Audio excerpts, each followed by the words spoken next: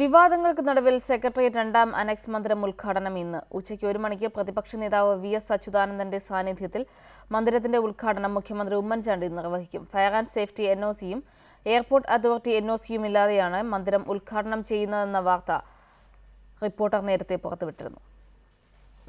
7 നിലകളുള്ള secretariat രണ്ടാം annexe മന്ദിരത്തിന്റെ ഉദ്ഘാടനമാണ് ഇന്ന് ഉച്ചയ്ക്ക് മുഖ്യമന്ത്രി ഉമ്മൻചാണ്ടി നിർവഹിക്കുന്നത്. ജനുവരി 13-ന് കെട്ടിടത്തിന്റെ ഉദ്ഘാടനം നിശ്ചയിച്ച് ക്ഷണക്കത്തടിക്കുകയും വേദി തയ്യാറാക്കുകയും ചെയ്തിരുന്നു. എന്നാൽ കെട്ടിടത്തിന് ഫയർ ആൻഡ് സേഫ്റ്റി എൻഒസിയും തിരുവനന്തപുരം നഗരസഭയുടെ പെർമനന്റ് ഓക്യുപ്പൻസി സർട്ടിഫിക്കറ്റും ഇല്ലാതെയാണ് ഉദ്ഘാടനത്തിനൊരുങ്ങുന്നതെന്ന് റിപ്പോർട്ടർ വാർത്ത പുറത്തുവന്നു. പ്രതിപക്ഷ നേതാവ് വി.എസ്. അച്യുതാനന്ദനെ ചടങ്ങിൽ നിന്ന് ഒഴിവാക്കിയതും വിവാദമായി. ഇതോടെ ജനുവരി 13-ന് നിശ്ചയിച്ച ഉദ്ഘാടനം മാറ്റിവെക്കുകയായിരുന്നു. തുടർന്ന് പ്രതിപക്ഷ നേതാവിനെയും തിരുവനന്തപുരം കോർപ്പറേഷൻ മേയറെയും ഉൾപ്പെടുത്തി ഇന്ന് ഉദ്ഘാടനം തീരുമാനിച്ചു. എന്നാൽ കെട്ടിടത്തിന് fire and safety NOC, airport authority NOC എന്നിവ ഇനിയും ലഭ്യമാക്കിയിട്ടില്ല.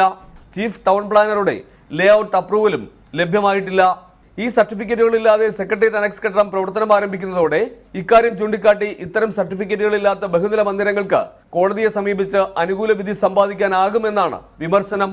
ബിജു ഗോപിനാഥ്, റിപ്പോർട്ടർ, തിരുവനന്തപുരം.